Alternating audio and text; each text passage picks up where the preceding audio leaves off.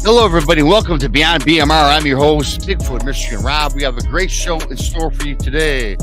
This show goes beyond cryptid and Bigfoot. We take you down a much deeper rabbit hole.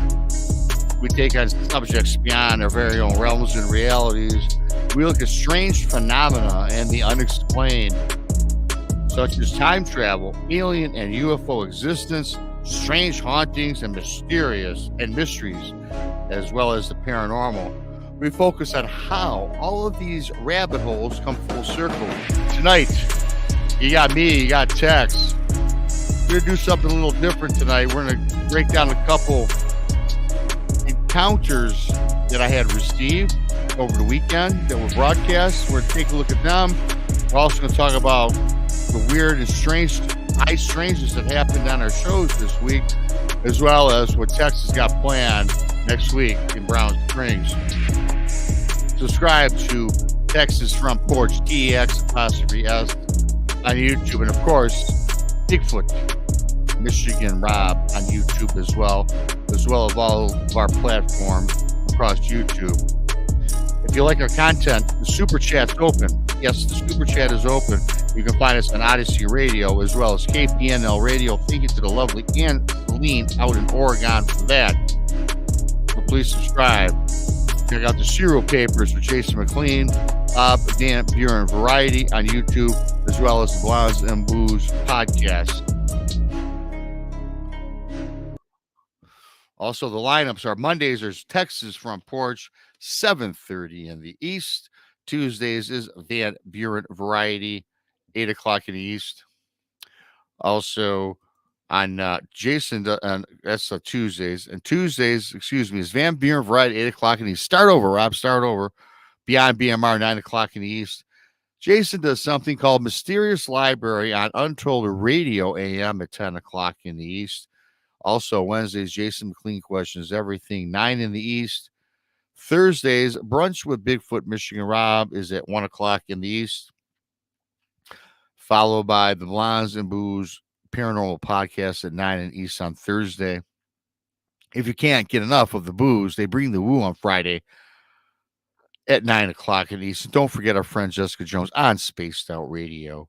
It's at 10 o'clock in the East. Saturdays and Sundays, 10 o'clock in the East. I'm going to bring up my illustrious sidekick, Tex with the finger wiggle as usual. And Tex, how's it going over there down south? It's going good. We're going to get a little wet next week, but that's all right. Gonna get a little wet. Yeah. Yep. I was talking to you earlier that we've got yet another winter storm coming through Michigan. Not going to be so much snow, but it's going to be like we're expected to get 2 or 3 inches of sheets of ice. They're just going to pummel the lower part of Michigan here.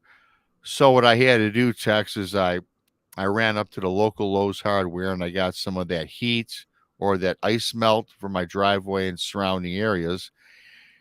And it was funny. Tex and I were talking out back, and so after I left Lowe's, I had to take a venture down to, the local party store. I was going for some, materials and such. And I happened to take a left-hand turn down the cookie aisle. Now, backstage, when I got a hold of Tex, he's sitting there eating some Oreos. He had a big glass of milk. And it was funny because that's exactly what I bought no less than 2 hours ago.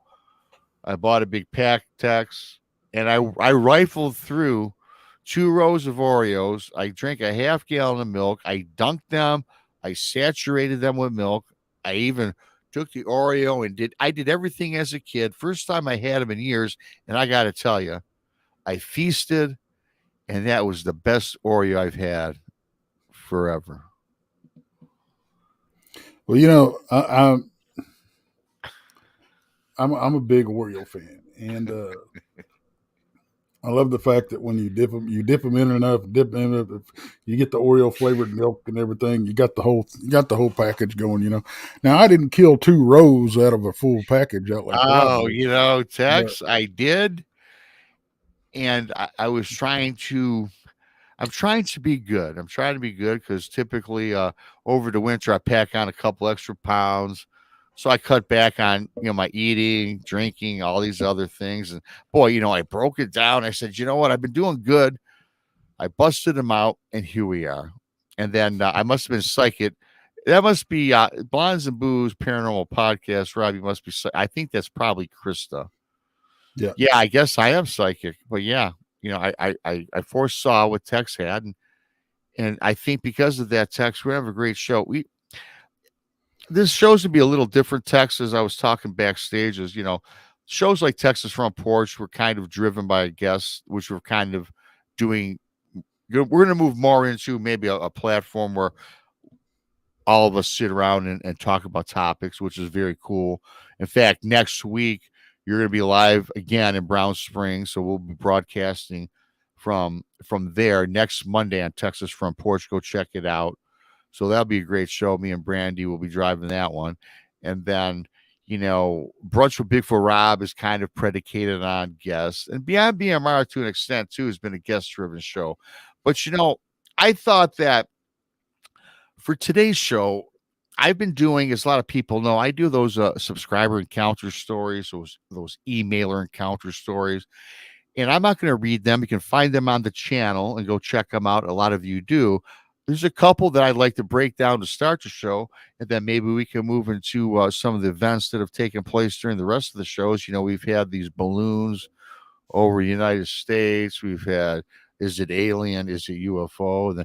And then you've had your last show you just did. You talked again about your missing time.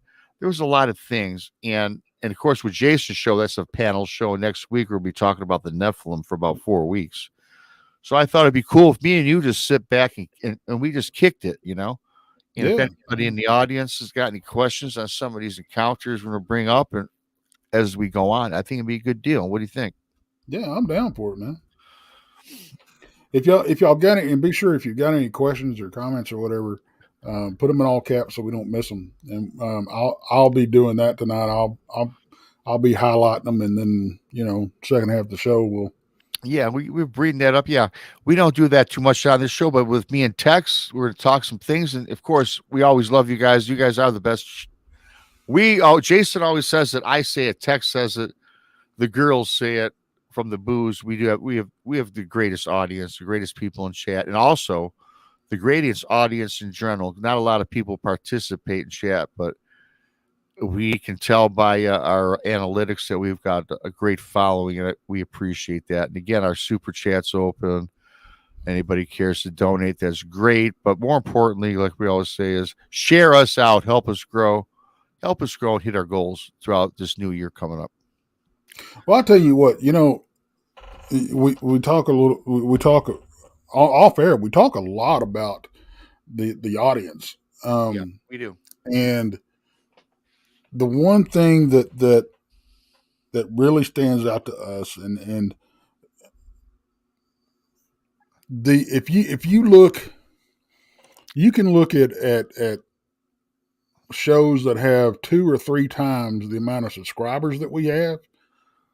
But if you look at the views that we have versus the views that they have, we're blowing them out of the water, and that's because our audience is coming back, and they're listening to the stuff.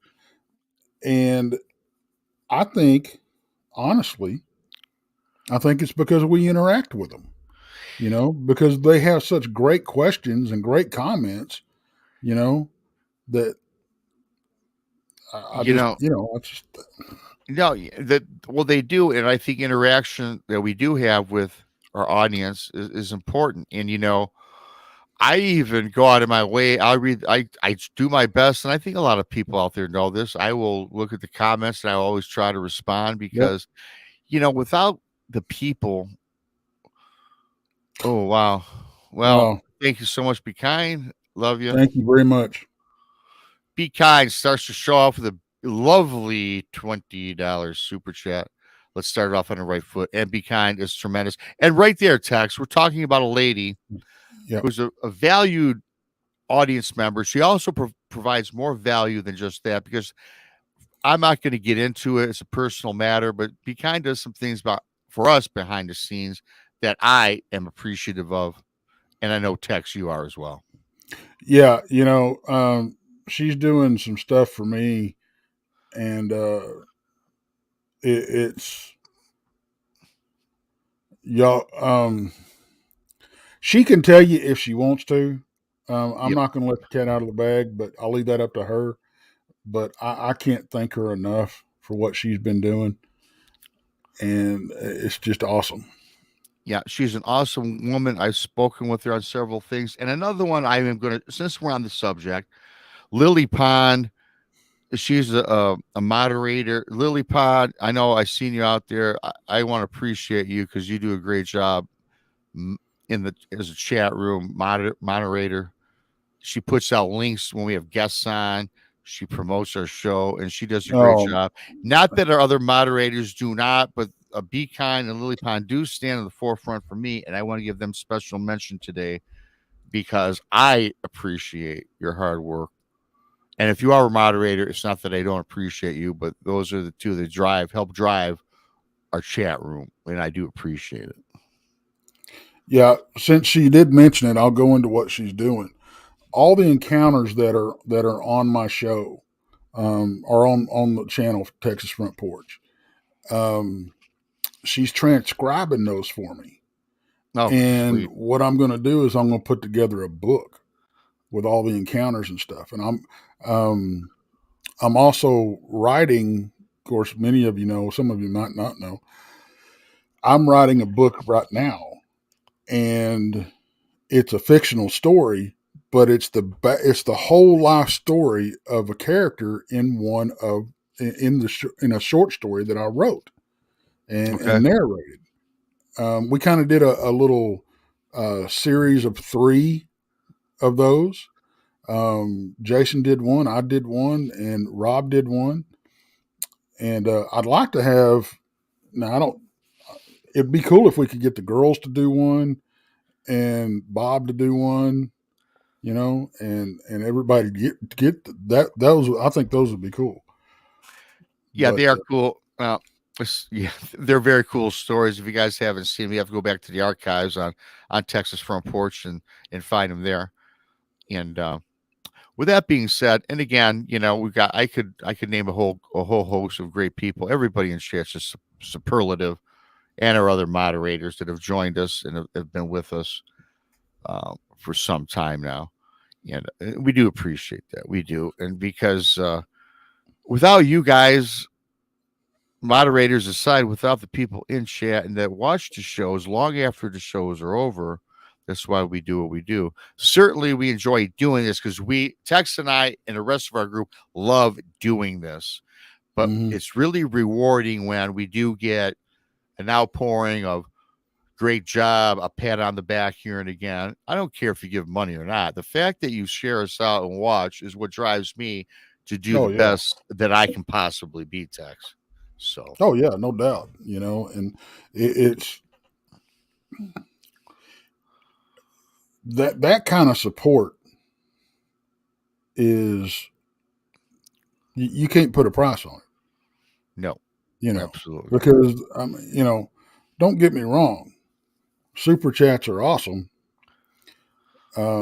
because they help us because some of you run shows of your own, so you kind of know this. This this stuff isn't free to do, Mhm. and us going out in the field and that type of thing. But we're not going to sit here and with our hands out because if y'all feel like giving to us, y'all give to us, and as far as money goes. But the Yeah. best way y'all can support us is to share us out, and like Jason says, inflict us on everybody you know. you know? Yes, Jason does have a cool way of saying inflict us. But it's in a positive way. And of course, y'all know Jason's humor, and he means that in the best way possible. And so, with that being said, I just wanted, since we got this me and Tex today, I did want to make mention and exude my love for our chat, our moderators, and everybody else, and the people that listens later. There are people that watch the show that don't even come in chat, and you're just as important as the people that come in Oh, chat. yeah. Yeah, no We'll doubt. have 80 people in chat, but look up the numbers and 209 people were watching live. So that's Yep. awesome. Yep. So that's I thought a nice way to start the show, Tex, and before we get into the show, again, I do the videos from the encounter subscribers, and I thought this would be a good time for us to break it down. Now, you guys, I'm not going to read the encounter stories. You can all find them on my channel, but I thought this would be cool to kind of give a synopsis of a couple of them, Tex. One was a dog man, one was a Bigfoot, and I like to have me and you kind of think about what the theorize on it and what the speculation was. And the most recent one that I did was from an emailer, and they were talking about they were in the Smoky Mountains, and this guy had been traveling the Smoky Mountains for many years with his family. And in this particular video or story that I was sent in to me, the guy was we went by himself this time. He went solo, like you have been accused of doing. So, I with can that being neither said, confirm nor deny. yes. So this is another guy kind of like Tex. His wife was away at a business meeting. His son was up at the college, and he'd been going to the same camping area for many years. So he sets up his camp early in the morning, gets there, does a little fishing, catches some trout. Now he takes a hike.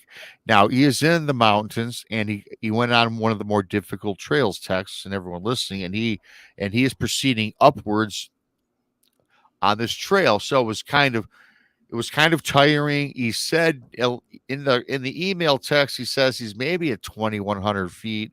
Now that's really not for a mountain range. That's not high. That's like, hell, you're at the base starting to go up, right? And he's in the Great Smoky Mountains. He's in the Nantahala National Forest, to be exact. So he's traveling up, and then all of a sudden, on the right side, he feels like he's being flanked by something.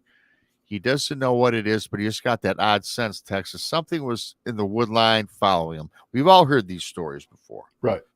Now, the thing that kind of got him worried was every time he stopped, the flanking, and I have to mention that he felt that the flanking was something walking on two legs bipedally. It wasn't like a cougar or a bear. It was something on two legs. He had made mention in the email. But every time he stopped, Tex, so did the flanking, the walking. Now, anybody knows anything about hunting or anything with the wilderness, Tex, that means that it's predatory instincts, right? If you're being stalked by a cougar, a lot of times when you stop, they stop. So that's what he's explaining in the email. At least that's what he said. That was his experience as a hunter, Right. tracker. So he continues on, and that's true for the most part. Okay. So he continues on up the hill, kind of brushes it off, yet he's apprehensive, and he continues up the mountain. But again, this happened 2 or 3 times. So so now Tex, he starts to feel worried. So now this guy's like, okay, you know what? I think I'm going to turn around and just go back to camp because I don't like what's going on. So Tex, the guy starts proceeding down the hill. He's kind of frantic, and now he's going downhill. So now his steps are picking up. He's kind of losing his balance. He's a little out of control. And then all of a sudden, in this story, he says something jumps right in the middle of the trail, not 30 feet in front of him. It's a big object. He looks at it. It's dark. It's dark fur. You can tell it looks kind of like a humanoid. It looked like a figure of a huge, wide person.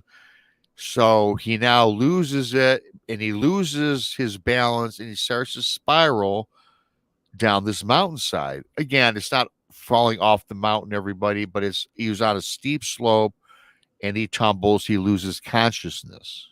Right. Now, at the time of the stumbling down, losing consciousness, he says he's maybe a half hour away from his campsite. When he regains consciousness, Tex, he is not on the trail where he thought he was, where he fell, but he is laid out at his campsite on his back. And what he's laying in is a bunch of branches and soft leaves and other roughage from the forest. It was kind of made like a little cot or a little bed. He said it's kind of a little bit comfortable. He woke up and says, wow. And he looks around and then he just remembers what he saw, how he was scared, yet he cannot put together how he got a half hour away, how he got to his camp, and he did not make this bed. He had a tent and a sleeping Right. bag. So he's trying to now put two and two together in his email. Rob, what do you think this is? What do you think happened? Was this a Sasquatch that perhaps carried me to safety? So that was the story in a nutshell. It's a lot longer, but so I just wanted to get. I didn't want to read it, but that's the summation. Your first thing that pops in your head, Tex, and people, if you have questions in chat, please leave a comment. What do you think that was? Well, I mean, I think the logical answer would be a Sasquatch. Well, yeah. I don't. I mean, I guess you could go the porthole route, but what? I don't. I know. I mean, You know, Tex. I know the question is, the whole bedding thing, but yeah, and we hear that a lot. We hear about the Sasquatch, helping people out. yeah, I think more than we hear about them being what most people call aggressive. yes, And folks, some of you've heard my point of view on this, but I'm going to reiterate it. Aggressive behavior from these critters. A lot of what people coin as aggressive, I think, is a misnomer, because if they bluff charge you or they growl at you or whatever, that is their way. This is how I feel. Y'all, um, agree or disagree, doesn't really matter. But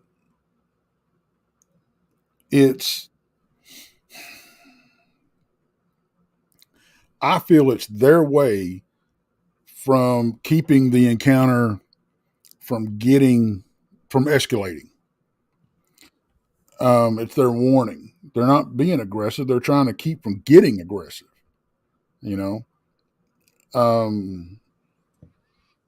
Now, if you're getting,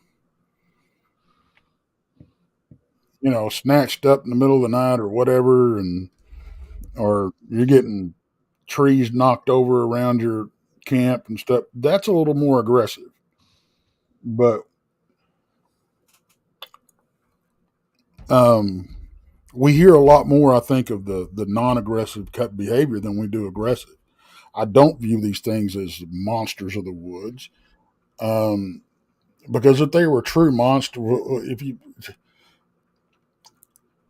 what I call a monster is something that's going to kill you every time it gets a chance to do so. These things do not do this. I don't know if they're an ancient people.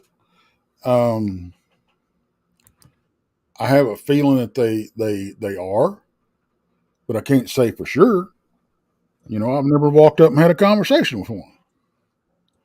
right, right. Some people claim to do that, and y'all all know my feelings on that. Yep. I hope everybody that has the saying they have conversations, mind speak with these critters. I hope you're right. Honest to God, I hope you're right. And if it ever happens to me, I'm going to be the first one to jump on this channel and go, y'all know what? This happened, and here it is. But, Yeah, I think he was trying to take care of him, they, she, whatever was trying to take care of the old boy. You know, We how many reports have we heard about them leading kids back to camp when they got lost? yes. You You know, know we do. We do, and to your point, to most of your points, I've heard the encounter stories that I get, whether I get or whether I read on Sasquatch Chronicles, or if I see on other shows, or wherever my source is. Typically, with Sasquatch, a lot of it they across the board are pretty subdued encounters. Yes, there are encounters where perhaps they rummage through a campsite. Maybe they disheveled the fire. Maybe they turned over a tent when nobody was there. And you'll have occasionally a story where there was a story about a Sasquatch. I'm not going to get into this story. It's a story for another time where a Sasquatch, this was Albert Osterman way back hmm when. He was a miner, got pulled out of his tent, drug up a mountain side, swung over a Sasquatch, alleged Sasquatch's shoulder, was at the camp, and then all of a sudden he was sitting down amongst a family of Sasquatch that were right. nice to him. But of course, he was abruptly taken, captured, kidnapped. But yet, when he got there, they just kind of were like amused by him when he finally made his escape. And that's a cool encounter story. If you guys haven't seen that, as a classic encounter. But again, Tex, to your point, a lot of them are the classic Bigfoot crossing the road. I see I froze up. Can you hear me? Yeah, we So, still hear you. so, so with that being said, yeah, I agree with you. I think that for the most part, a lot of the encounter stories, 75% are just the classics. They seen it. They didn't know what to Right. make of it. It was a shadow, or maybe it materialized from something, or then it disappeared.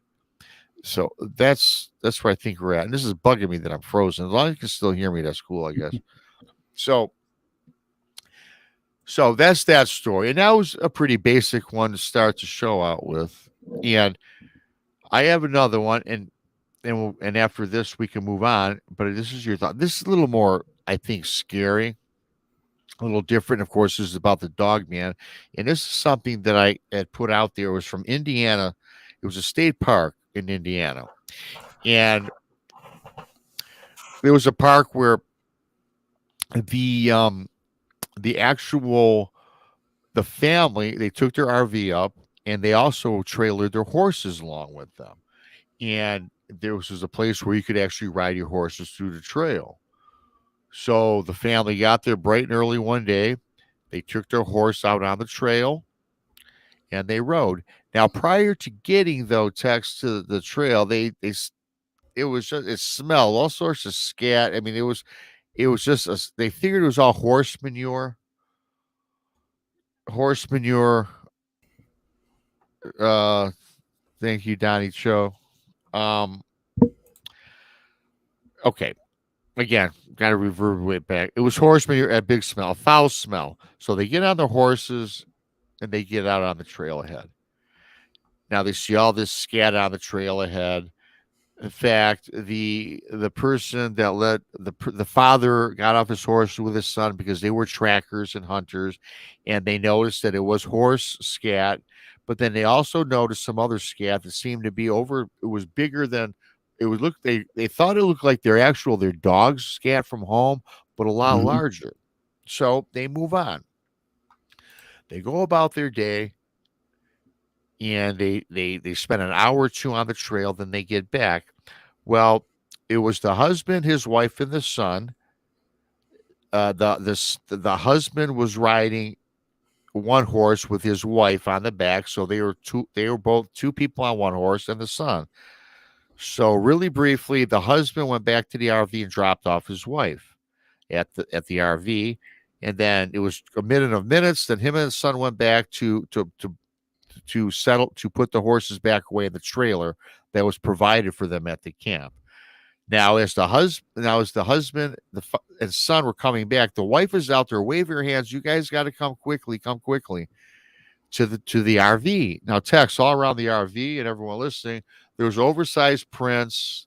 They appeared to be oversized wolf-like prints, and they appeared to be like claw-like marks in the ground. Okay, Right. so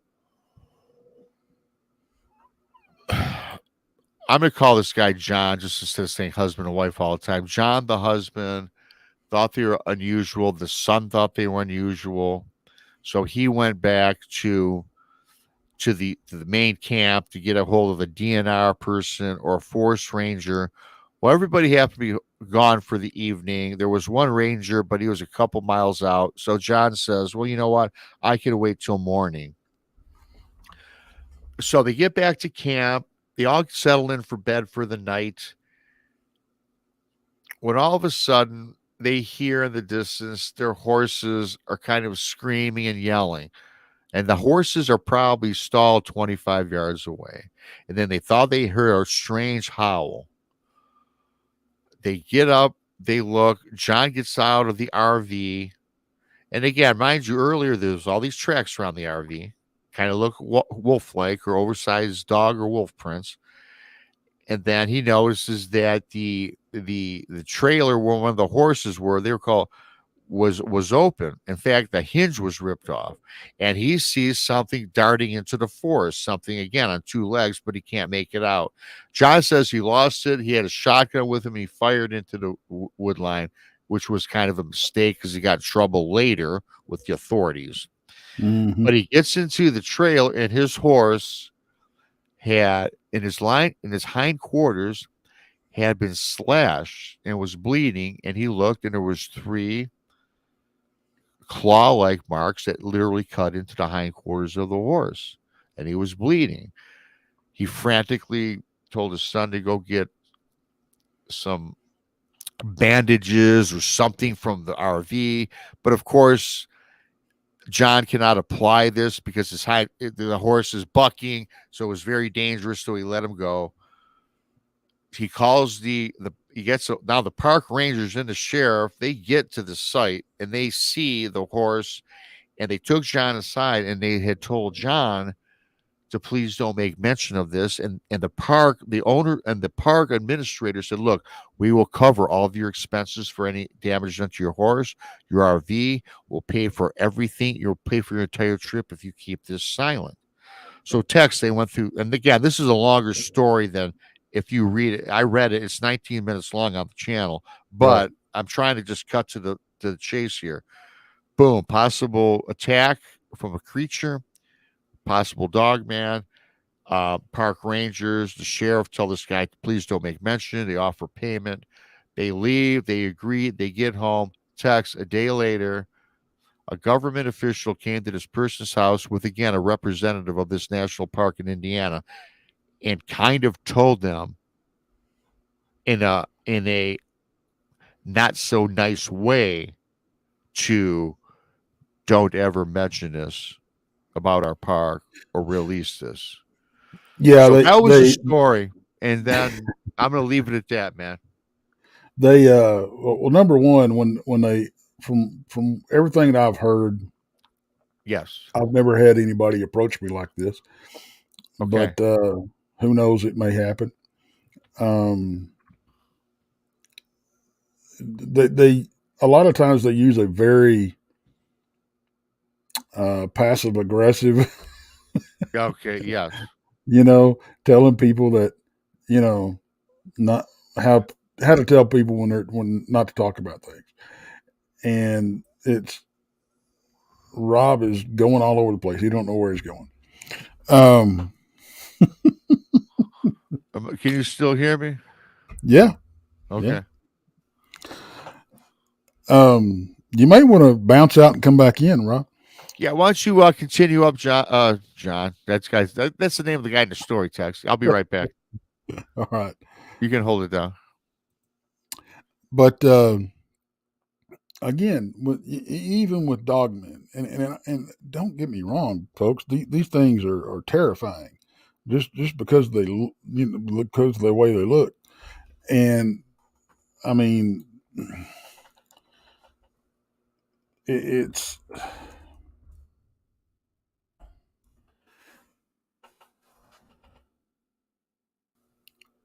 we. I don't know about. I've heard them about attacking horses and cattle and everything around a place. We've heard about them attacking humans, but if we really heard about them, I mean, we've heard about them killing people, but we've heard the same thing about Sasquatch. So, and honestly, if they wanted to kill you, I wouldn't be sitting here. We all know that, along with a lot more people out there. I don't know what this critter had in mind for this horse. There's really no telling. Good night, Jared. Hey, West Coast. But hello, Pat. I hope you're doing okay. Y'all send us some prayers out for Pat, will you? Now, the problem is a lot of people, it seems like especially here lately, think that or have the opinion that Dogman may just be another version of Sasquatch.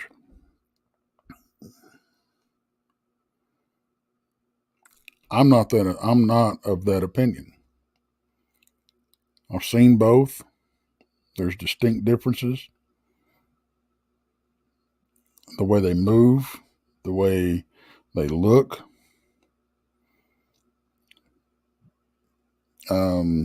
I think they're a totally different species. Now, I don't think there's as many dogmen out there as there are Sasquatch. But, I mean, we've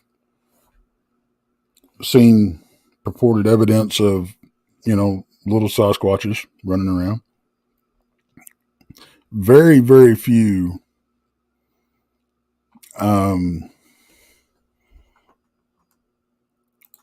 very, very, very little evidence of baby dog people or whatever you want to call them.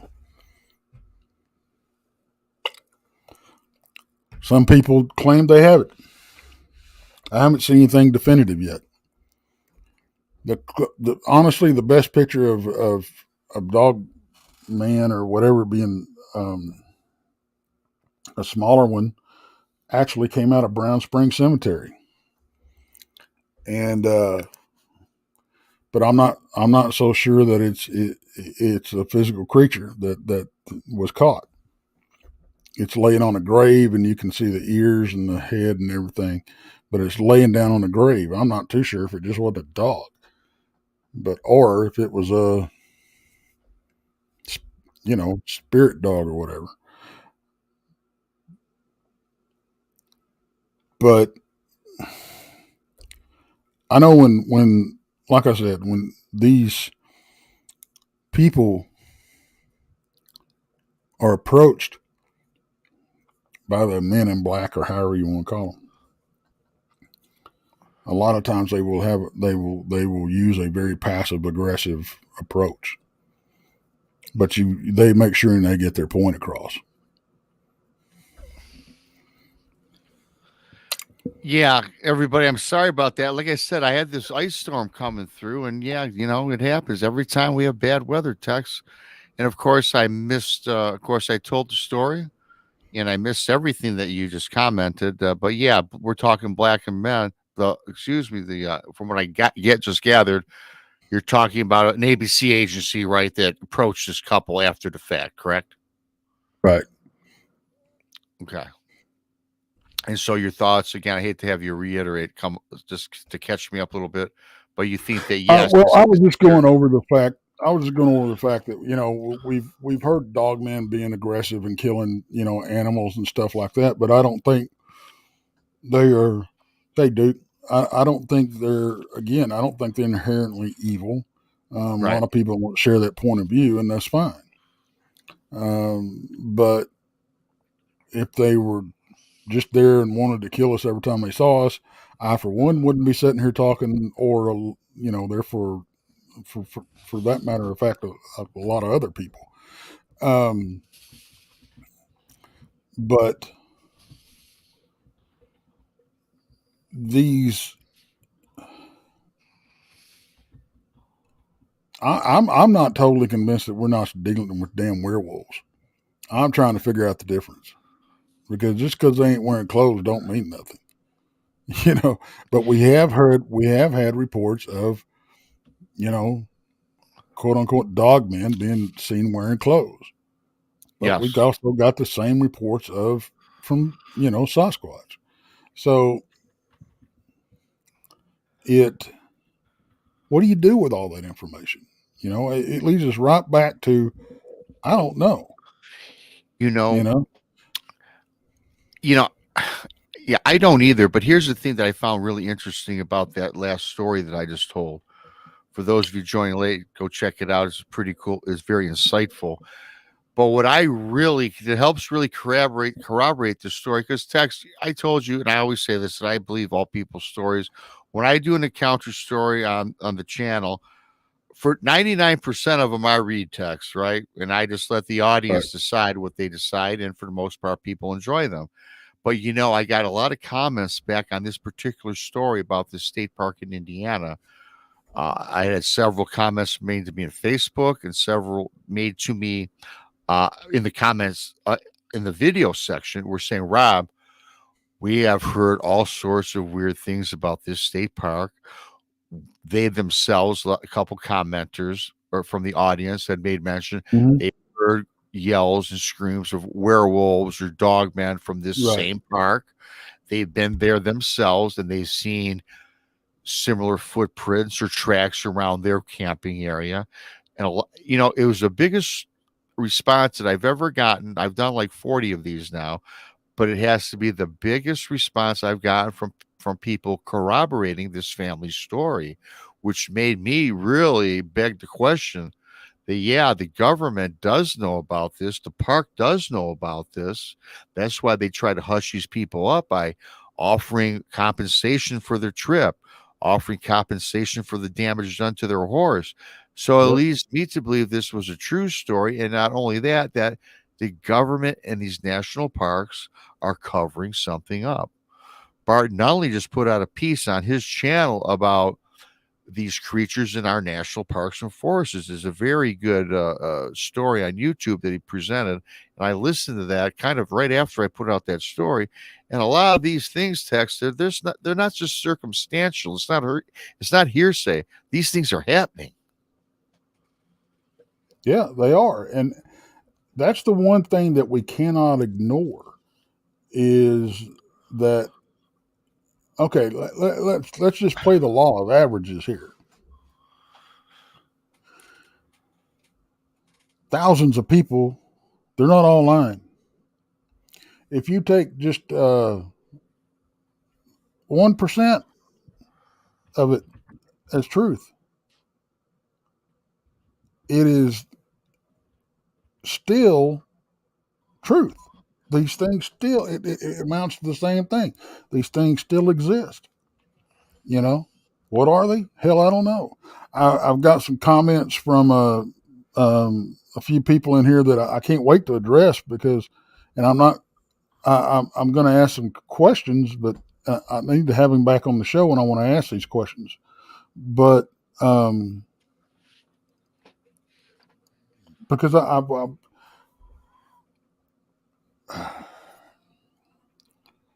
when it comes right down to it,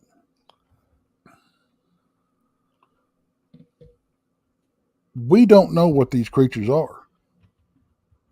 You know, there's now when hey overbuilt when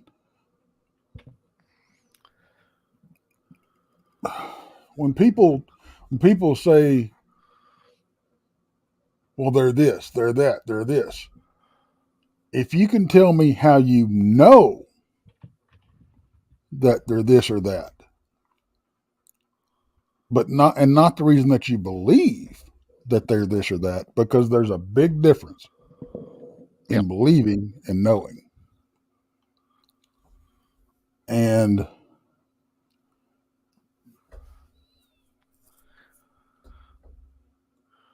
how I mean, honestly, until we can sit down and study these things, How can we tell the difference, and how can we tell exactly what they are? We can't.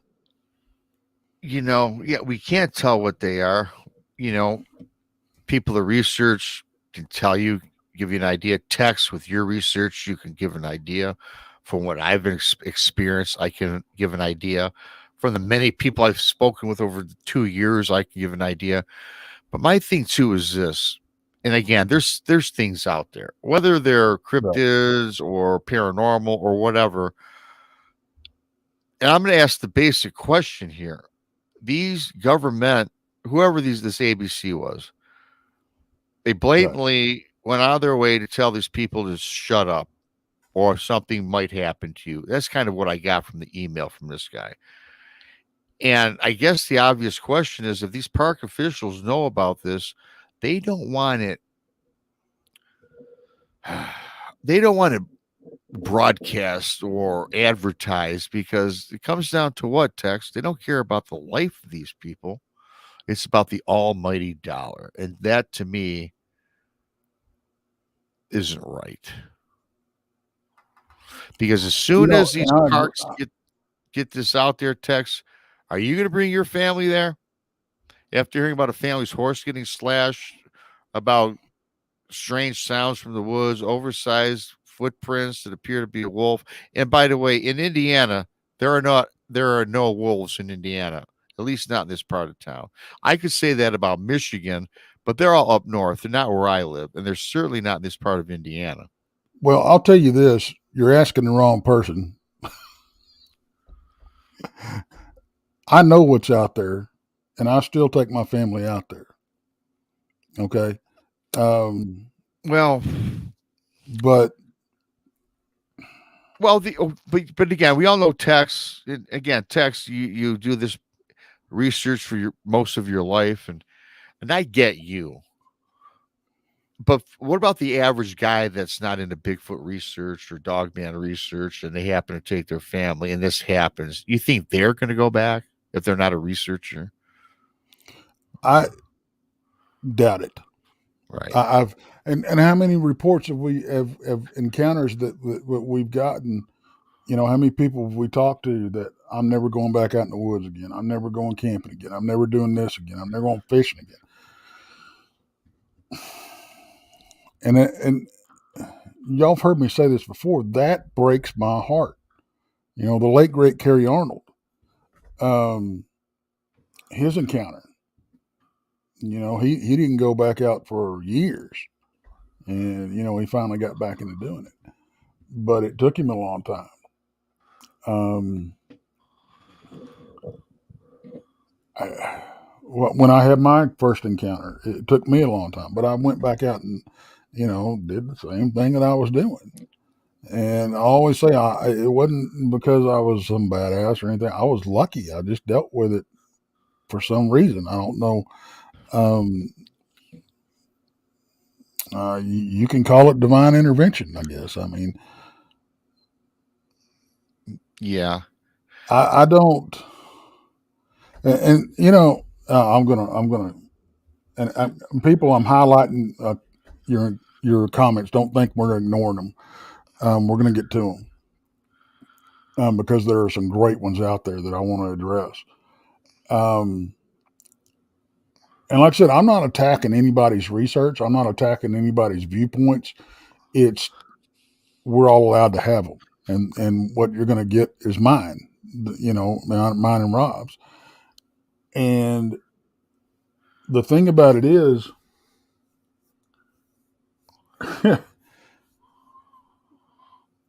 personally, I think you have to be open minded enough to go. We don't know. Um, but it's like we know that grizzly bears kill people. We know that cougars kill people. We know that snakes kill people. You know, they're still out there. People still go. Yeah. I think you make great points, Tex, because yes, the grizzly bear, let's just say a grizzly bear or a wolf, even, because we know that Mhm. they are there and they are in our forests, national Hell, forests, pigs state kill parks, people. wherever. pigs, feral pig, or yes, absolutely. But my thing about it is this, and certainly grizzly bear attacks, they are not all. I will tell you this: not all of them are broadcast. I'll bet you there's a handful swept under the rug that don't want to be Mhm. public. Same with the wolf, and I get that, and people still are going to camp. Yeah, me personally, yeah, I'll camp somewhere where there's grizzlies. I'll camp somewhere where there's wolves. In fact, last night I was watching a YouTube video on the 10 most horrendous grizzly bear attacks in Yellowstone or wherever it was. And I watched it, and to my chagrin, I said, well, still, I would still Pardon me. probably go camp there, you know? Mhm. But I was just looking at it this way. We expect, but again, if you look at the numbers, the grizzly parks, like in Yosemite or was it Yellowstone, it was under 1% fatality attacks over like a decade. So that's like a low number. Well, it's no different than going swimming in the ocean. A shark could get you. But I tell you this, and this might Well, sound it's no different strange, than living in Australia. but I Everything would can kill you over there. but I'll tell you this though. Yeah, and I agree. But here's the thing I'm going to say. And again, I'm not saying it's a Sasquatch. This is the Dogman story we're talking about. But I'm going to tell you this. We know that a grizzly bear is there. We know werewolf, a wolf is there. But I tell you what, if I was to be killed or my family is to be killed by something that nobody knows about, because a lot of these people, I mean, the people that follow us, the people that do this, there's a millions and millions of people that do not know about Dogman, and half of them have probably heard about Sasquatch but think it's a fable. We're But if about to my hit 52. We're about to hit 52 minutes if that's a concern. yeah, probably is. We should do that. And then I got something else I can tell to fix on my computer. But I'll leave it with this. We'll come back and discuss it. I would hate for my family to be killed by a dog man if it was not reported versus a wolf. It sounds strange, but something that shouldn't exist that exists that I wasn't warned about. I would definitely be suing the park. And with that, Tex, thank you for that. We got to take the minute break here. We'll be back in 5 minutes. And I got to make some adjustments to my computer. We do have a snowstorm rolling through here or a sleet storm. And we'll be back in 5 minutes. Thanks to everybody. Thanks to Be Kind and thanks to Donnie Cho for your awesome super chats. We will be back in 5 to continue the discussion on Beyond BMR with the beautiful Bearded Wonder Tex.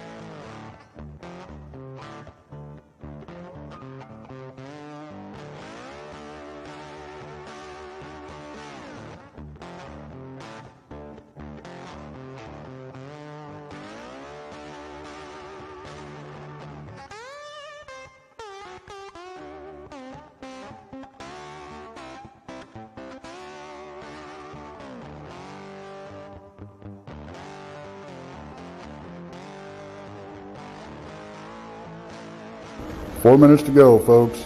4 minutes.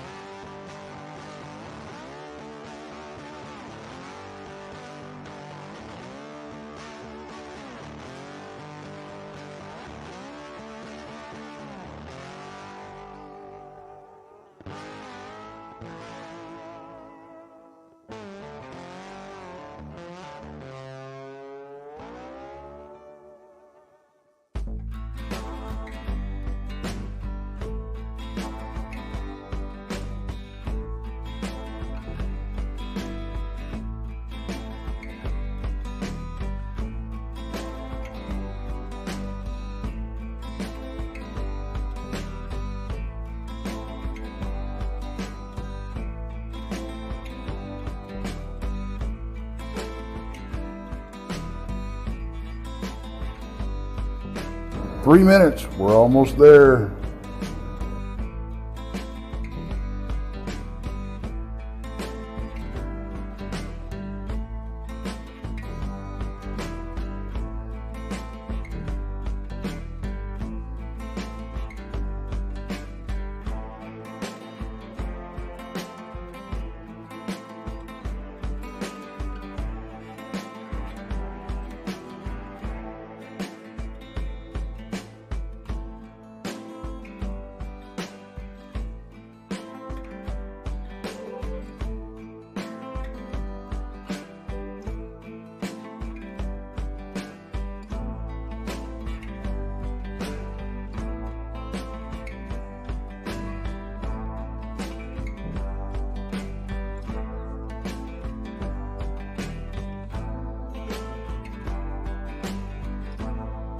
2-minute warning, guys. 2-minute warning.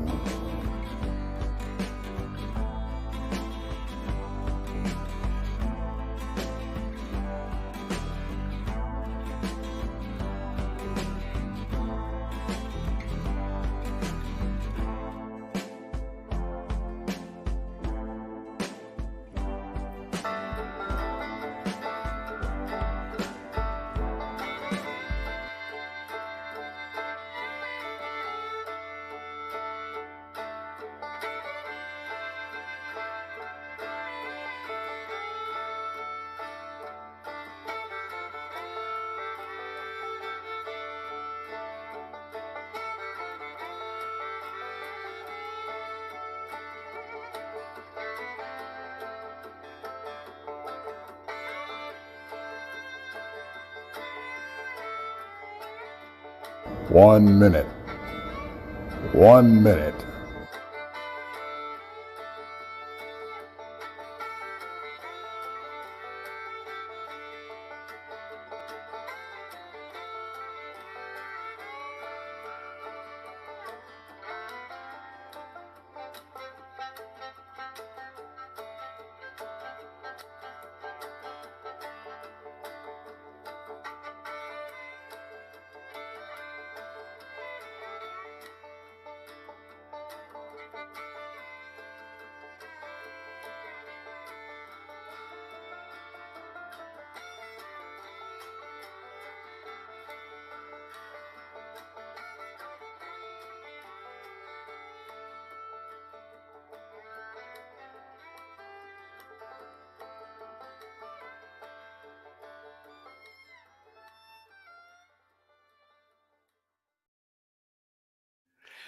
Thank you, everybody. Thanks for joining Beyond BMR tonight. I appreciate each and every single one of you. Quick shout out to Be Kind to Donnie Cho once again for your super chats. The super chat is available. And thank you to both of you lovely people. Thanks to all you lovely people coming in, spending your evening with Tex and I. We were talking about a couple encounter stories that I put out. We're kind of breaking them down a little bit and talking about the responsibility of these national parks. Should they warn us about, what's going on in their woods? Yeah, we've all been heard about grizzly bear attacks, wolf attacks, but what about the unknown attacks? Should we be notified about that? Mondays is Texas Front Porch, 7:30 in the East. Tuesdays, Van Buren Variety, 8 o'clock in the East. Beyond BMR, 9 o'clock in the East. Jason McLean does something called Mysterious Library at Untold Radio AM at 10 o'clock in the East. Wednesdays, Jason McLean questions everything, 9 o'clock in the East. Thursdays, back here, brunch with Bigfoot, Michigan Rob at 1 o'clock in the East. Later on in the evening, the Blondes and Booze Paranormal Podcast at 9 in the East. Fridays, if you need a little woo with the booze, they do Blondes, the Booze, and the Woo Fridays, 9 o'clock in the East. Jessica Jones, Space Cell Radio, 10 o'clock in the East, Saturday and Sunday. And don't forget about the Dave Scott Fan Party, May 19th through the 21st. At the Golden Nugget Casino in Las Vegas. It's his second annual show. For details, go to the Brunch with Bigfoot Michigan Rob page for details. Hope to see you all there. And with that being said, I'm going to bring Tex back up. Hello, Tex. Real quick, I want to give a shout out to the Nunleys. I'm gonna say the Nunleys because they're both in there. Yes, thank Art you. and Patricia. Y'all go over and check out Inhumanoids. Now I got to tell you, me and him, we met and we got along like game busters, and it is a perfect example of being able to not have the same views on a lot of stuff and being able to have an intelligent conversation about stuff. I respect him immensely, if nothing else, for that. Because me and him could sit down and talk for days about stuff. Now, we may disagree all day long, but man, what a conversation. Absolutely. I'll go over and show him some love. Yeah, absolutely. He has a fantastic channel. Letitia's been joining the booze of late, does a Uh-huh. fantastic job with them. And yeah, Barton, man, I can't speak highly enough about the man. He's got a lot of great points and viewpoints. A lot I Great guy. agree with. Great guy, humble guy. You got to check it out. Inhumanoids on YouTube. He dropped a couple great videos too. You guys all got to check out. And it's Great kind of books too. text. Kind of one of them was talking about these national parks too. That we were just referring to a little bit earlier about how these people are not warding us off and letting people know about some of the dangers.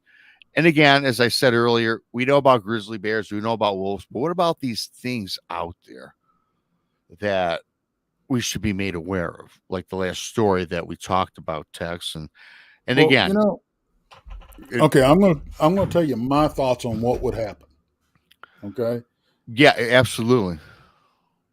Number one, I think you're gonna have everybody, every Johnny Redneck there is, and every big game hunter looking to put a head on the wall. Right. Okay. Um, but you are going to see, I think you would see a little bit, I don't think it'd be widespread panic like a lot of people think there would be. Um, because, I mean,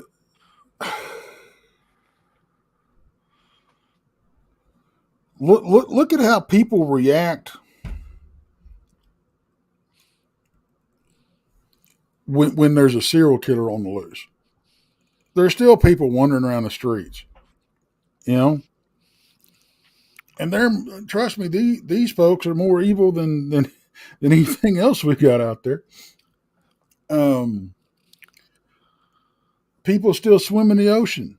People, we've got, people are still, going around polar bears, still going around grizzly bears, going around. You got people trying to, this is a comment that I saw, and I'm going to use it. You got people trying to walk up and pet a damn buffalo and try to get a selfie with them. Folks, there's videos of people getting out of their cars in these safari parks to take pictures with tigers and lions, and they become a meal. That ain't gonna stop. That ain't that you're gonna see the same thing. Tex, I agree with everything you said, and my point is this: I agree. Let's just go back to the forest. We know we endanger our lives every time we walk into a forest. We know that there's always a chance that something happens. We've all seen attack videos with grizzlies and wolves and things. But you see, and so now here's the difference, though, that in my mind, Tex, we have, and as you said about a lot of the other things, we have a choice. We know that danger lurks in whatever we do. We know there's danger when you go skydiving. We know there's danger when you go to a shopping mall, when you go to a concert, when you go to school. My Lord, the amount of mass shootings in schools it just saddens me, right? We know about these things. And my point is this, and it's only this. If you know something is out there, let's just call it a cryptid because I'm not going to say Bigfoot, Dogman, because I don't think Bigfoot really applies. I'm thinking more about these other things. And maybe not. Maybe it might even be unfair to say Dogman, but the paranormal element or the element of the unknown. If you know in a park or national park that something nefarious is going on, and it's something that the average person does not know about, then I think that's unfair. I think that people should be known. Now, once you I have do that too. information, make your decision. I'll go to Yeah. Yosemite and I'll know the grizzlies are there. That's my choice. But if I was not told about something that is unknown, because let's face it, the only people that know about the cryptids are the people that watch this show, watch these other shows, or that research it. There are more people that are unaware than are aware, if that's a fair statement. So what I just try to express is this: people need to know about everything, and these parks are holding all this information back simply because they're there to make money and they don't regard the human life. They know that perhaps a grizzly bear could kill them, but as I said before I ended the first segment, was if my family was attacked by a wolf or a grizzly and they unfortunately were mauled to death, okay, I won't accept it. I'll be sad. But if it's from some unknown entity, then I want to question why was this not brought to the forefront. That's, I guess, my point. Well, and that's why you see these, when they do have attacks, that's why you see them swept under the carpet, because they don't they don't think that we can handle it as a people, as a group. And there's a lot of people that couldn't. I'll say that flat out. You will see some panic. You're gonna see the whole uproar of, why didn't you tell us this earlier? I think that's going to be the bigger deal. Why didn't you warn us? You've been covering up. And I think what it is, part of it anyway, is that they've dug the damn hole so deep that they can't get out of it. Now, if they release the information, they're gonna see the backlash. Why didn't you tell us about this earlier? We would have made other decisions, and I think that's more what they're worried about than anything else. They're not worried about the people. I mean, let's get that out there right now. They could give a rat's ass about the people, obviously, or they would have already had the information out there. But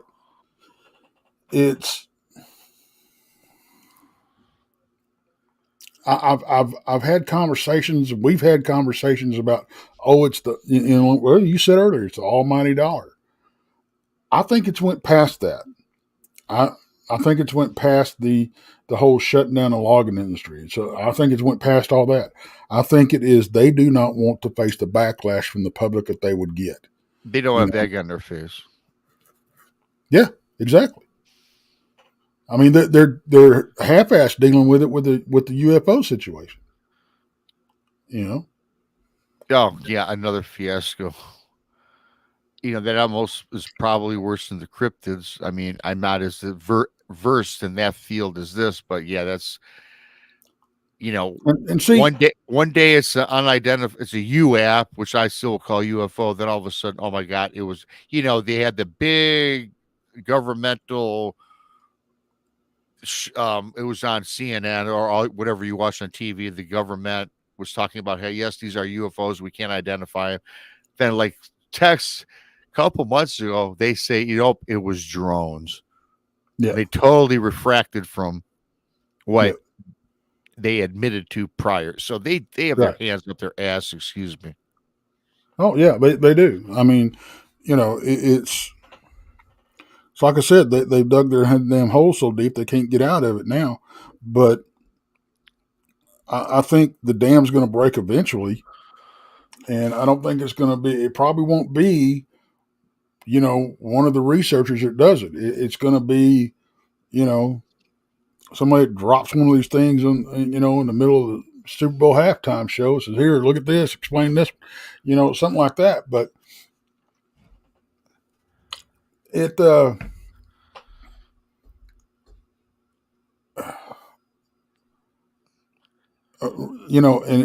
and folks, I'm still highlighting these comments, and we gotta get to them because some of them are just amazing, and they're going to feed this conversation. But I don't know. I don't. You see, I've used this example before. You got all these people moving out to the country, especially from California. They move out to the country and they have all these animals in their yard that they've never had to put up with. And they're blaming the local government for not telling them to expect this kind of stuff. Why is this possum in my yard? You're in his freaking living room. Okay. That's the problem. People think they own the land. They don't. I don't care how much you pay for it. It doesn't make it yours. It's nature's. It's God's country. That's the way I look at it. We're intruding on it. And by God, we need to treat it as such. I agree. We are going into their front yard, much like an intruder invades our home, if somebody's walking our front door that we don't know who they are. It's kind of like we do in the woods. But we've been doing this for centuries. Most of nature expects that. Now, when you're talking about cryptids, maybe they're different, but at the same time, we've been doing this to cryptids since the 1800s. And I guess the point of this show was just the fact that it just really irks me more and more. I think about this, how people just aren't made, how they just sweep things under the carpet. Because I all I did today, with for the purpose of today's show text, I just put my family in that situation. Right. And if they were the ones to be attacked by an unknown entity, how come I wasn't known about this? How come my government didn't tell me about this? That's where I would be pissed. Not so Yeah. much that it was a grizzly or a wolf, but a dog man. And again, for everyone listening, I'm not even putting down a dog man or any cryptid, because I don't know. I think, much like Tex said, they mind their own business. But I do think there are nefarious cryptids out there that maybe have evil intent. There are cryptids out there, Tex, that we haven't even discovered yet. Oh well, yeah, no doubt. You know, You know, it's and don't get me wrong. There are some cryptids that we know about that they tend to be the nasty ones, the gugway, the face eaters, the you know what everybody's calling the rake. To me, it's just a damn ghoul. I don't know what it is. yeah, that's something Um, we haven't even discussed on any of the shows, and yeah, that's, I think, a good topic. the Which, Wendigo. I mean, all kinds of things. yeah. But a lot of these things that we talk about that are inherently evil can be can be attributed to human behavior, wanting to get unnatural powers and all this kind of stuff. When you start talking about the shapeshifters and all this. So a lot of You times know, it just we Tex, you just rattled off 5 subjects that we can speak till midnight on. And I did notice that you started about at least 20 questions and comments, and we yeah, typically don't do that on this show. We save it for McLean. But you know what? I made the big statement how I love our chat audience and our other audience. So I think we'll pay them the homage here, and start going through some of the questions for us to answer. If you want to start it off, I'm just going to say a few things in chat. I'm going to type a few things in chat if you want to pull those up. yeah, no problem. Well, I'll tell you what, I'll read them and I'll respond to them, and then you can respond to them. How's that feel? Thank you. Sounds great. All right. Steve C. So, what are your thoughts on what might be causing people to disappear in the woods, portals, dogmans, or something else? My personal opinion, it's all of the above. It's and more. Okay, I don't think it's one thing. Okay, I think it goes from people just flat out wandering off and getting lost to something nefarious. I think it's got the cryptids are involved. Sometimes it's other people that are involved. That's my point. That's my view on it. With Tex, yeah, you answered. I'd say the same thing. I don't think it's any one thing. I think that it's cryptid, it's humans, it's UFO, it's everything. I mean, there's everything from the paranormal to cryptid to humans, and you know what? Probably to the government as well. Right. Donnie Cho says most Bigfoot encounters from the point of view of a Bigfoot. Another human. You're probably right, but Do you want me to pull these up so we can read them too? Because I know. Do you want to do that? I I'm can just do it. saying. I can do it. Okay. There's Donnie Cho's. Um, I think a lot.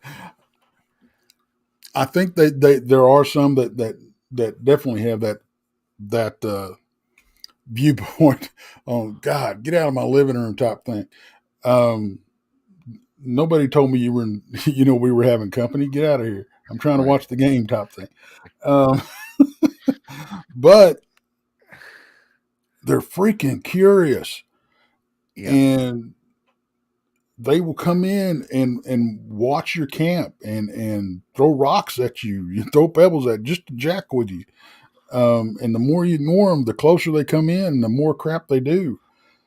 Um, and so I don't think all of it is like that. I think a lot of them view us as their entertainment because I mean, let's face it, out in the woods, we're comical. Yeah, I agree with that. I think I like Donnie's statement and Tex. I agree with you. We are their television. We're their entertainment. So I'll read this one, Um, Tex, if you like. You can respond. Corey Cole says, "I think everything they're capable of, whether it's physical, spiritual, cerebral, whatever you want to call it, is on a scale that doubles, maybe triples what we're capable of." I think I would just agree with that statement overall, Tex. you think so? A little bit. I think I think that they're capable. I think that a lot of these are smarter than we are, or at least they contend. I think that anything that survived in the wilderness alone since the beginning of time have a higher intelligence. And not that we don't, because we've survived since the beginning of time as well. But when you're talking from even any animal, they all have a certain amount of smarts. It might not be a human smarts, but for whatever the creature is, whether it's a mammal like a tiger or a lion that have survived throughout the years, or a cryptid throughout the centuries, or the human beings, I think we all have our own unique innate abilities to survive, right? And I do think a lot of these things that can disappear and present. I mean, the what we talk about today about cryptids text is just mystery. So, Hmm. just with that being said, the mystery shows that they have a higher form of intelligence. I don't think they're no dumb ape or any dumb wolf, right? And I may have got a different meaning from this question. And I'm going to read it again. Comment. Corey says, I think everything that they're capable of, whether it's physical, spiritual, cerebral, whatever you want to call it, it's on a scale that doubles, maybe triples what we are capable of. Okay.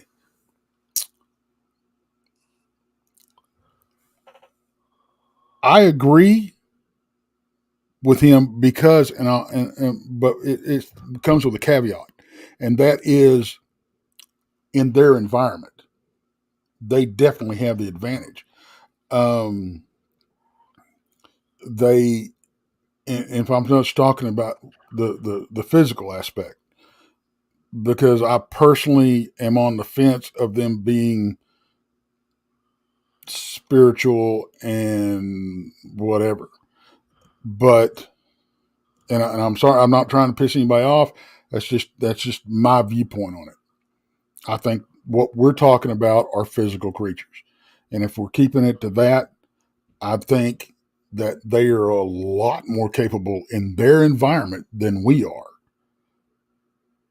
Now, in our environment, we're more capable than they are. Okay, Yes. at doing okay because they're not going to be capable of doing human things because they haven't learned it. We're not capable of doing Bigfoot and Dogman things because that's not how we live. We sit behind a keyboard. Yeah. Yeah. We walk into a house and flip on a light switch. We turn the water on and it automatically comes out. We don't have to hunt for it. We open the refrigerator and get our food that we go to the store and buy. We don't have to hunt it. We don't have to chase it. We don't have to. So in that environment, they are well above us. But in our environment, they'd be absolutely lost. Look at Harry and Henderson's. He couldn't even sit down and not break anything. I mean, When you compare the environments, yes, we're superior in our environment. They're superior in theirs. and like I said, it came with a caveat. So Absolutely. there you go. Jared Crazy Indian says or asks, I've never had an aggressive experience, but I am a native. But I am native. I tend to think that we sometimes get a pass. Basically, don't be a jerk. Mm, I don't know. I trying to decipher it. My only encounter I had was aggressive. So, and I hate referring back to what happened to me. But 90% of the encounter stories or people we have on the show text, a lot of times, as you mentioned earlier in the show, what is aggressive? They yelled Right. at you, threw a rock at you. That to me is just them saying, "Get away from me!" Right? I mean, Right. the story that I told earlier in the show about the horse getting clawed, breaking skin. Now that's aggressive, and that was something a little other But than that's get aggressive out of to here. the but that's aggressive to the horse, not the human. Aggressive to the well, right? It's just an aggressive encounter. Period. That happened to be this couple's horse. Right. So but yeah, do we get a pass? Well, there's a bunch of people out there that, for lack of a better word, they look to hunt and kill cryptids, right? And that's Hmm. totally like maybe a cryptid that's gone AWOL, right? Or it's lost its mind, or it's been kicked out of their tribe or group. I, you know, and I think the Native Americans do have a leg up on us. I will never debate that. Hmm. Um, I do think that sometimes we do get a pass because if we didn't get a pass, we wouldn't see these encounters that are getting rocks thrown at us or driving people away. People don't. It seems like they can't distinguish the difference between something that's scary and something that's aggressive because there's a big difference. And don't get me wrong, they're both spooky, but if something is just something can scare you but not mean to but it's not meaning to be aggressive. Yeah, And I think that's what we see with these. Like I said, I don't even consider bluff charges aggressive, even from natural animals. That's not aggressive. That's them trying to get out of a fight. I You know, agree. so that's my call on that. But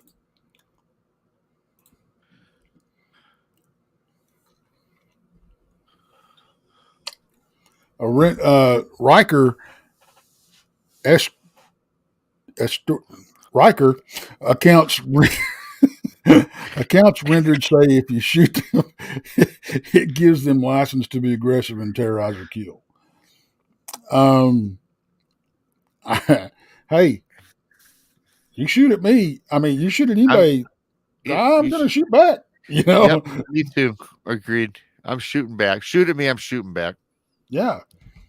I mean, people have to understand it. It's like that old boy that shot the round off in the, in the woods. Didn't even know what the hell he was shooting at. You don't do that. you know, you, Yes, absolutely. you know, I mean, when I read that, I was like, "Really, dude?" I mean, okay. I mean, what if he it had been a clearly person? was not thinking, but at the same time, well, I would not have done that, and I can't put myself in his shoes either. But I've been in some pretty peculiar shoes too, Tex, as you know, and Right. I don't think that since the thing was 100 yards away or however far it was, this horse was alive, maimed, and I don't think he knew the horse was maimed until he got inside the trailer. So the guy should not have done what he did. I have to agree with that 100%. I, yeah. I mean, as far as I'm concerned, you shoot at them, all bets are off. Yeah, all bets are off. All righty. um, Now here's where we get into the ones that I gotta have. Well, we gotta have this cat back on because me and him gonna have a conversation, and it's not like we're gonna no. Yeah. I want to know how does he know this or does he believe this? And he says dog men have elongated snouts, ears on the top of their head. digigrade leg structures. And he goes on to say werewolves have smaller snouts, ears on the side of their head, and have humanoid like leg structures from what I've read. There you go, from what you've read. Yeah. Um, I offer this. My encounter. I think a lot of the um, dog legged things that people are seeing are misidentified. The one I saw had very, very long, narrow feet. The heel could very easily be misidentified as a hawk. Okay. So, um, Yeah. Again, I never but seen a dog. but Go ahead. I can't speak to every dogman or every werewolf out there. I don't know. I've only seen the one. Yeah, for sure. And you know what, Tex, and I agree. And here's the thing: I've heard there's the groups that float out the chart of 8 different species, which wherever they got, that's fine and dandy. Throughout all the times that I've been involved with this and never seen a dog man, I always hear the two commonalities. One looks like the one from hell, American Werewolf in London, like you explained, kind of the scary, upright, like the war soldier dog, right? And then I've also heard from a very respected researcher who's passed away, Butch Wachowski, his dog man is this. It's thin, it stands on 2 legs with the hawk legs, doesn't have the big feet. It's got the bigger German Shepherd style head. Kind of looks like a dog, 6 foot long, and walks around. He calls that the quote unquote, from according to him, the bipedal canine, which again, a lot of times you don't talk a lot about these, where it's just like it really looks 90% of it looks like a dog text, not very robust, somewhat tall but not wide, and walks around like literally a dog on 2 feet. And I think somehow down the road, Tex, this has evolved into something much more bigger, badder, and sinister, right? As the years have gone on. And even the Michigan dog man, it was portrayed of a wolf that walked on 2 legs, but would get down, but it was a bigger wolf, right? So again, it's based on your Oh, I got experience, what called you've out. seen, you know. Gene called me out. Um, how come what you've seen is true, but what others see is misidentified because they look different, just like people? That's not what I'm saying, Norman. And I just said a while ago that I can only speak to what I saw, but I think that a lot of these are misidentifications. I can see where it would be easy to do that. Um, there very well may be critters out there that have digigrade legs, but the problem lies in the body mechanics because you've seen a dog walk on its hind legs. It's very, very awkward. Okay. When you hear about these things walking on 2 legs, you never hear of it being awkward. Okay. So that's where I'm coming from. That's why I think it's more, I'm giving the benefit of the doubt that that's a misidentification. They're actually bipedal. They're not digigrade. So, but that elongated foot also allows them to go down on all fours because they stay up on their toes so much. And that's just my opinion. And everybody's got one, and we know what opinions are like. So Yeah. that I'm not saying anything that anybody says is untrue. That is not what I'm saying at all. Um, I'm just trying to make sense of stuff, and it's hard to do. It's hard to do. Yes, sir. Steve C says, so what are your thoughts on what might be causing people to disappear in the woods, reporters, dogman, or something else? again, somebody kind of asked that earlier. I think that it's everything. Yeah. Text, I think, it could be anything. I think it's humans, cryptids, paranormal, UFOs, aliens, everything. And that's the 411 is not specific to one thing, and that's how I'll answer that. I agree.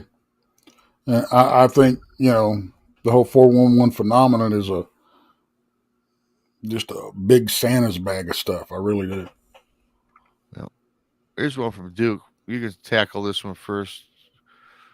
When you see a bear, how do you know it's a bear and not something posing as a bear? Well, we don't. Maybe it's a ghost bear. We've actually heard reports of it, So maybe these otherworldly entities that we talk about posing as Bigfoot do pose as other animals also. Who knows? I think that I don't recommend poking the bear. The more and more you think about, the more and more you investigate, the more and more you research, or the more and more you camp, hunt, hike, whatever. The average Joe misidentifies a moose, a skunk, a fox, a wolf. So are we all? What are we certain about what we're seeing, right? So I've heard Christine Murphy says I've heard they're using dogmen to take out people, bring in fentanyl. And I'm not laughing at you, Christine, at all. I'm not. I was just thinking again, who the hell knows, right? I'll tell you this: if they are, I wish they'd ramp it up. and again, if they are, it's the government. I think the government will be involved with that one. Oh yeah, no doubt. Because I think there's definitely been manipulation by the government as far as these critters go. All of them.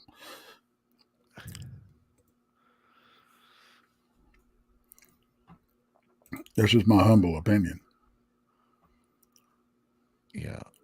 Here's one from Be Kind. In my humble opinion, government is hushing up, to put it mildly, the encounters, injuries, deaths, and missing, if only to not hurt tourism dollars. However, the involvement of military and other three-letter agencies. Oh, well, yeah, I totally agree. Yeah, I agree.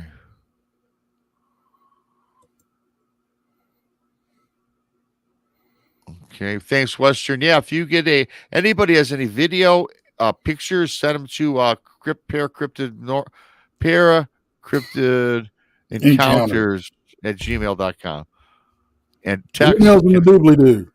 It's in the doobly-doo. Send him the text so he can check out the circles. Just kidding. Send him over to text. He'll send him over to me as well.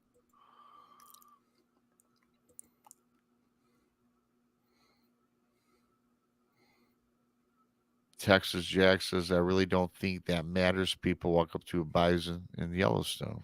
Yep, we touched on that. In fact, that's where that's the comment was. I was like, oh, I agree with this. This is because people are not gonna. It don't matter. It's a pride of lions. Let me get out of the car and take a picture of it. And the last thing you see is the lion that's running off with the camera while the family watches the dad get eaten. Yes, that's a video, folks. And of course, Brandy, up to government knows all about that. This is happening. Of course they do, Brandy. Yep. Or Blanza or Krista, whichever. Of our illustrious team. Don't forget to subscribe to the Blondes and Booze podcast.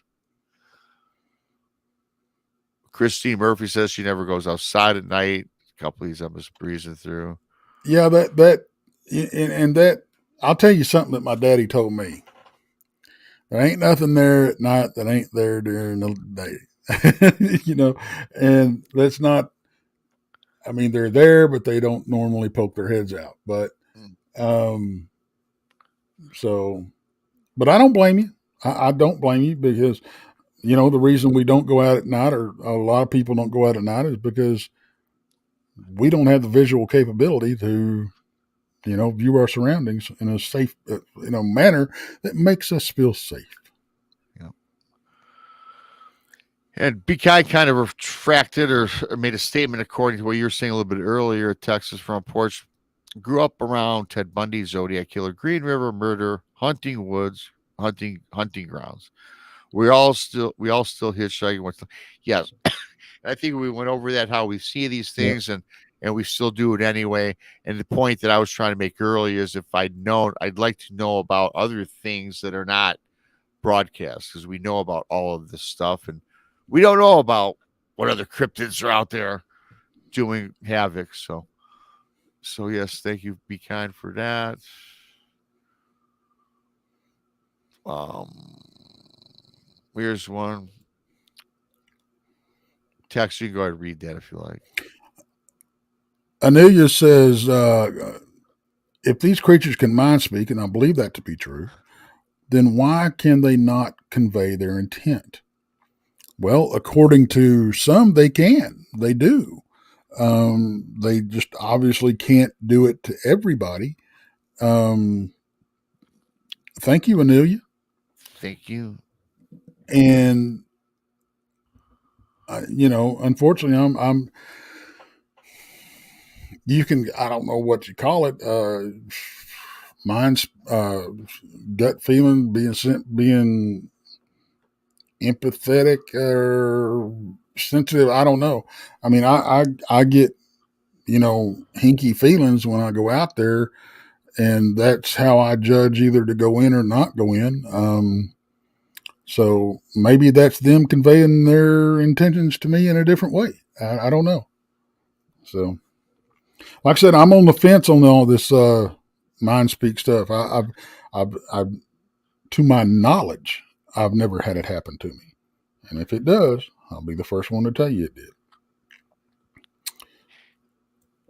Yeah, absolutely. I've got friends that have told me this, and I've heard encounter stories about this text, and I've been told to myself from a personal friend of mine on a show that they spoke with my cryptid, Right.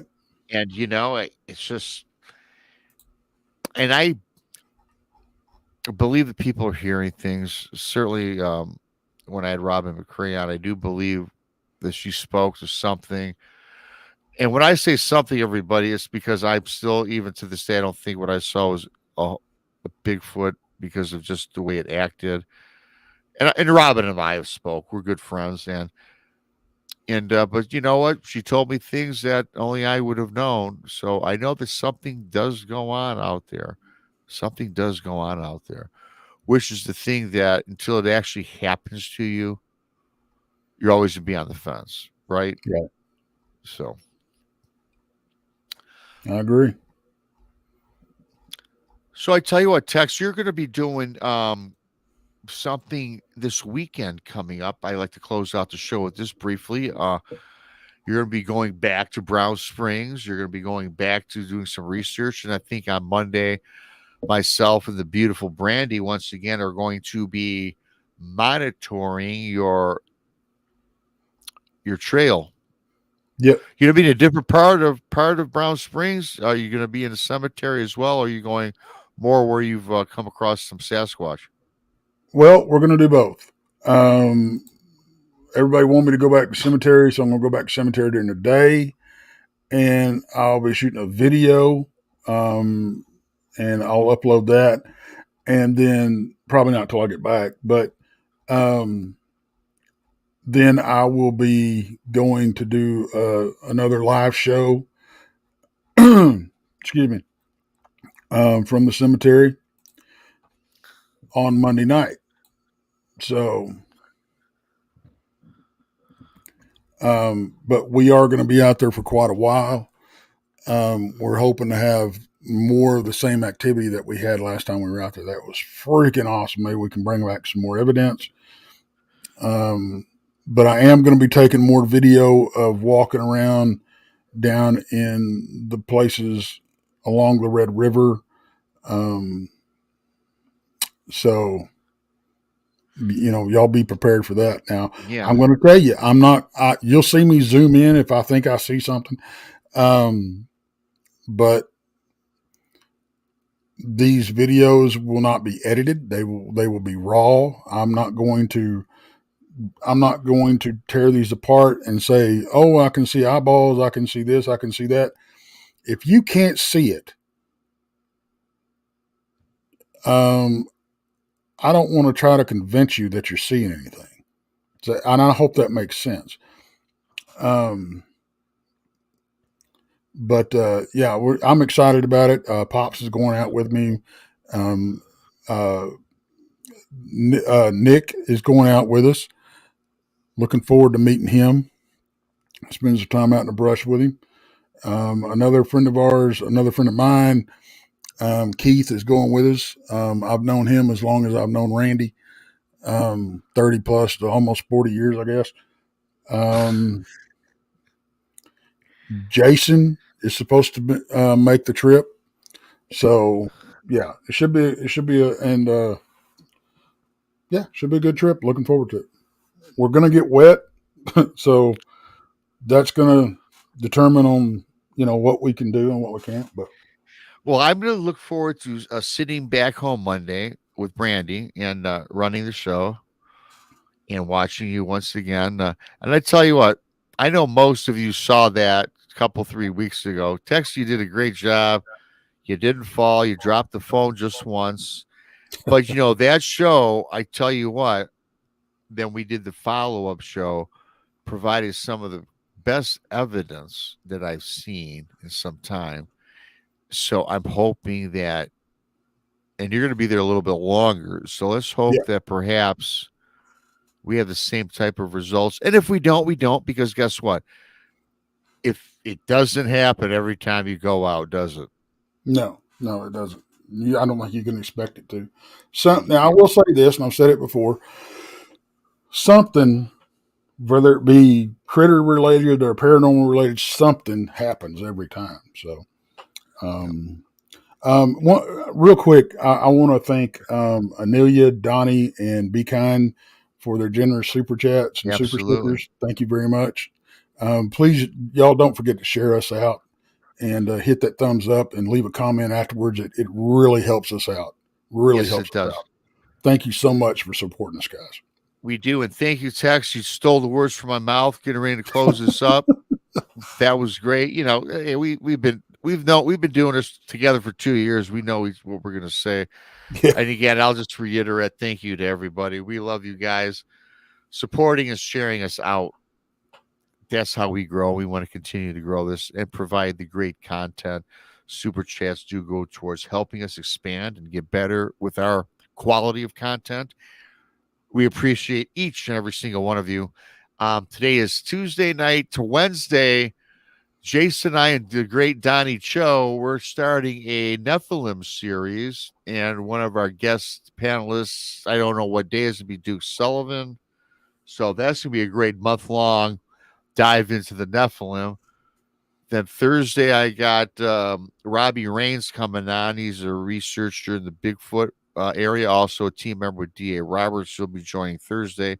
Then, of course, don't forget the Blondes of Booze later on that night and that night on Friday. So we got a nice week stored for you. I'll be dropping a new Friday night video and counter story regarding a Catholic priest, or so he says. I don't think he's Catholic though. It's kind of one of those stories that I'm trying to put my hands around yet. I think you guys will enjoy that one. Thank you for tuning in tonight. Thanks for subscribing to Texas Front Porch, Bigfoot, Michigan Rob, the Blondes of Booze Paranormal Podcast, Bob Van Buren Variety. Jason's gonna be doing some videos on serial papers. He has not gone anywhere, so serialpapers.com. Go check him out. We do appreciate that. We appreciate you spreading the love. We love you. And until next time, as I'm casually looking for the button, there it is. BMR on behalf of Tex. Until next time, have a great rest of the week.